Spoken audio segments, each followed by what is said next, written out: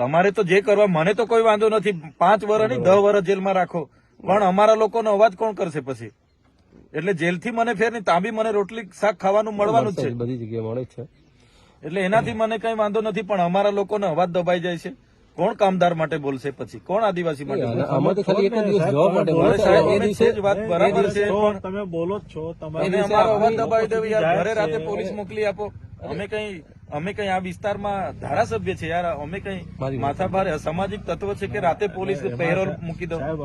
जय संविधान भाई लोगों, मैं हूं आपका अपना भाई न्यूज़ रिपोर्टर गुड्डू भाई निनामा और आपका स्वागत है एक और नए वीडियो में।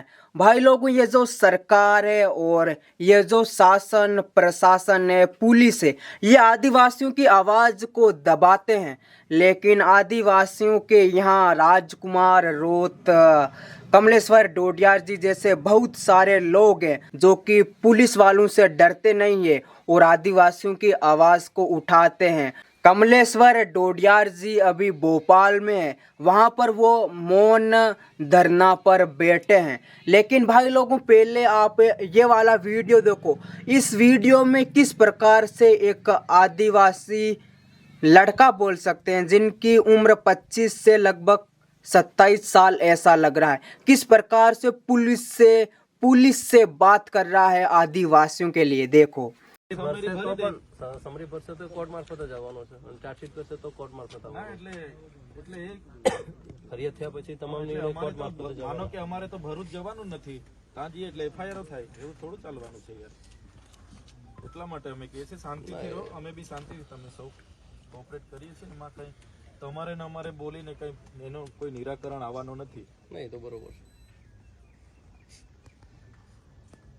તમારી એક વિનંતી છે હવે કે હવે ઘરે કરવા જે તમે પૂછી લો. એફઆઈઆર હમણાં નથી ત્યાં, આઈઓ પણ હાજર રદ કરતા હોય તો હમણાં અમે જતા રહીએ. અમને તો કોઈ વાંધો, અમે તો હમણાં મયતોમાં બધા અમારા પ્રસંગો ગોઠવાયેલા જ છે. ના બરોબર છે. હા, તમે આટલી બધી મને જીબાજોડી કરો છો, બરાબર. જે પીઆઈએ ને જે પીએસઆઈએ મારા પર ખોટી ફરિયાદ કરી છે, મારા સમેત અમારા 13 આગેવાનો પર અને રાજપાડીમાં તો 70 લોકો પર. હવે 70 લોકોને મેં કોર્ટમાં તારીખોમાં કઈ રીતના લઈ જવા? એટલા લોકોને મારે કોર્ટમાં લઈને ફરિયાદ કરવાની કોર્ટ નહીં બોલાવે. એટલા માટે તમે ઘરે જવામાં મને વાંધો નથી, તમે પૂછી લો તમારા એ તપાસ અધિકારીને, ભાઈ આ એફઆઈઆર ખોટી છે, રદ કરવાના છો કે કેમ? સમારી ભરી દે તો અમે હમણાં ઘરે જઈએ. અંગ્રેજોના શાસનમાં પણ આવી પદયાત્રાઓ પર એફઆઈઆર નથી થઈ. આ 4 કામદારોને અમે 30 લાખ રૂપિયા કંપનીમાં જઈને ઉભા રહીને વળતર અપાવ્યું, અમારી ભૂલ છે. હવે માણસ મરી જાય, 10,000 કરોડની કંપની છે તો 30 લાખ આપ્યા, એમાં શું વાંધો છે? અને કંપની વાળો બિચારો તો રાજી ખુશી આપ્યા છે, તો એમાં બિચારા એફઆઈઆર બી પોતે પીએસઆઈ અરજદાર બને છે. તો આટલી તો કેવી પોલીસની મજબૂરી છે કે પીઆઈ અરજદાર બને, પીએસઆઈ અરજદાર બને? ત્યાં એટલું બધું દારૂ, ડ્રગ્સ, ઇનલીગલી બધું ચાલે છે, એના પર કેમ કાર્યવાહી કરતા નથી? અમે તો સીસીટીવી ફૂટેજ આપ્યા છે 35 જેવા, એના પર કોઈ કાર્યવાહી નથી.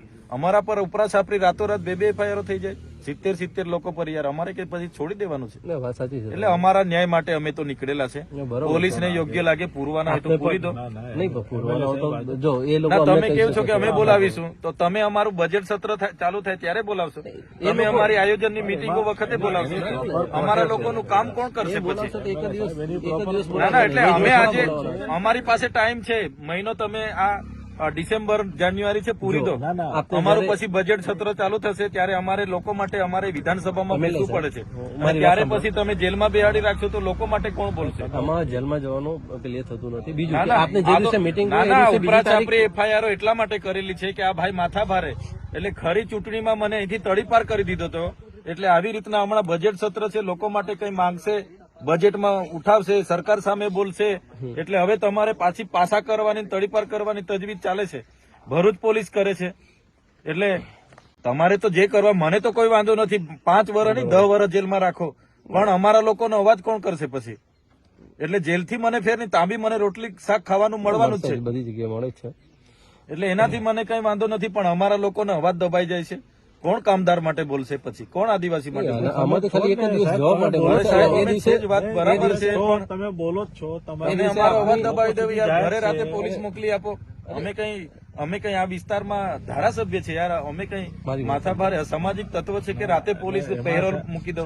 આપને જે દિવસે હવે આ meeting હશે ને, નીકળ્યા તો ઘરમાંથી નીકળ્યા ના તો તમે જોઈ લો કેટલી આ 20 ગાડીઓ નજીવા કેસમાં કાલે ઉઠીને ગયા કેસમાં તમે આવ્યા હતા 50 ગાડીઓ લઈને આખો માર્ચ કરીને મોરચો લઈને, તો આ લોકો બી ભરૂચ વાળા આવશે, એના કરતા આજે જ અમને હાજર થઈ કરી દો. એ પણ આમાં તો જે દિવસે નોટિસ આપશે તમને એ દિવસે તમે કદાચ હાજર રહી શકે કે મીટિંગ છે તો બીજી ના, ના, સાહેબ, તારીખ આ માગી લોકો શકાય કાલે છે. ઉઠીને ના, અમારા હમણાં માગી શકાય. આયોજનોના કામો ચાલુ થવાના, હા. મીટિંગો ચાલુ થવાની, હમણાં બજેટ સત્ર અમારું ચાલે, એટલે પોલીસ કહે છે કે ભાઈ અમારી ફુરસદે આવીને એટલે જેલમાં નાખી દો. ના, ના, ના, એવું થોડું છે ના, ભાઈ? એમાં- આમાં અમે એફઆઈઆર ગુનો કરી જ એવો છે, નથી. આજે અઠવાડિયું થઈ ગયું, હાજર કરી દો મને જેલમાં. આપ કપડા બપડા લઈને આવ્યા છે, પૂરી દો. બરોબર છે. ને ના હજુ બી એ લોકોને સંતોષ ના હોય તો ફાંસી સુધી મોકલાવે એટલી તજવીજ કરી એ નાખે. તો તો પછી યાર આવું થોડું હોય? અમારા બી અધિકારો છે ને, અમે બી ભણેલા ગણેલા લોકો છે, આટલા બધા આંદોલનો કર્યા, કોઈ દિવસે અમે કાયદો વ્યવસ્થા હાથમાં નથી લીધો સાહેબ, નથી લીધું. ક્યારેય નહીં. ને મારે તો 2 નંબરના ધંધા નથી કે કોઈ સાથે વ્યક્તિગત દુશ્મની બી નથી, પણ કેસો આટલા બધા આડેધડ કરી નાખીએ તો કઈ રીતનું ચાલશે? ગયા વર્ષે તમે જોયું બધું, ગયા વર્ષે 3 મહિના આખો પરિવાર અમારા આખા કાર્યકરો જેલોમાં ની જેવા કેસમાં. એક બાજુ ભાજપના કાર્યકરે ફાયરિંગ કર્યું, જાંગમાંથી ગોળી નીકળી ગઈ, 24 કલાકમાં છૂટી ગયો. આ તો કેવી વ્યવસ્થા? અમારા પર થાય એટલે અમારે પછી આ પોલીસ અમને હોતી વળે ચોરની જેમ, બીજા પર થાય એટલે રાતોરાત બધું સમાધાન થઈ જાય. અમે કાં ગુનો કર્યો છે? બિચારા ગરીબ પરિવારોને પૈસા તો અપાવ્યા છે, એમાં થોડી આવી કંપની વાળો ફરિયાદ કરતો તો અમને થતું કે અમારી ભૂલ થઈ. કોઈ ટ્રાફિક અડચણ વાળો ફોન કરતો કે મારી ગાડીને આ લોકો નડ્યા ને ફરિયાદ અમે રાજપાડી કરે. હવે પીઆઈ પીએસઆઈ ફરિયાદ કરે તો અમારે શું સમજવાનું સાહેબ? આ કાયદો ને વ્યવસ્થા છે. અને અમે તો પરવાનગી માંગી હતી સાહેબ, કોઈ જાહેરનામું નથી, કોઈ ચૂંટણી નથી, તો બી 30મી નવેમ્બરે પરવાનગી માંગી, 3જી ડિસેમ્બરે અમારી છેલ્લા દિવસે પદયાત્રાના હવારે કહી કે તમારી પરવાનગી નથી મળી. અભિપ્રાય પોલીસે નેગેટિવ આપ્યા છે. તો સાહેબ અમારા બી અધિકારો છે ને, અમે ચાલતા ગયા, પોલીસ અમારી સાથે હતી, તો બી એફઆઈઆર એટલે માથાભારે સાબિત કરો, પાસા કરો, તડીપાર કરો એટલે અમારે આખી જિંદગી જેલોમાં. તો લોકો માટે કોણ બોલશે? અમને તો કઈ વાંધો નથી, જેલો કરો કઈ વાંધો નહીં. એટલે તમે ત્યાં વાત કરી લો, અમે ત્યાં જઈએ છીએ ત્યાં હાજર વાત થઈ. કરી લીધી છે સાહેબ આપણા એસપી સાહેબ ને બીકો એમના જોડે નર્મદા પોલીસ સાહેબ જોડે SP સાહેબ જોડે પણ વાત કરી. સહકાર આપે. ભરૂચ પોલીસ નો મામલો છે, આપણે શું કરવા જીબાજોડી કરીએ છીએ? જો અમારા માટે જ બધું સરખું છે, આખું નહીં તો ગુજરાતમાં સરખું અમારે છે, પોસ્ટિંગ પણ તમારે કેવાથી પહેલા થોડા એફઆઈઆર રદ કરવાના. એ તો અમે રદ ના કરી હા, તો શકીએ. જવા કોર્ટ દો ને સિવાય કોઈ અમને, રદ અમારા નહીં કરી વકીલો શકે. બધા રાહ જોઈએ છે. કોર્ટ સિવાય કોઈ રદ નહીં કરી શકે, હું આપને કહું છું. ના, કોર્ટની પ્રોસેસ તો અમે કરવાના છે કે જેટલી એફઆઈઆર થાય એ કોર્ટમાં જ અમારે કર્યા કરવાની. કોર્ટમાં તો જવાના જ છે, જે અધિકારીઓ કર્યા છે એમને બી બોલાવીશું.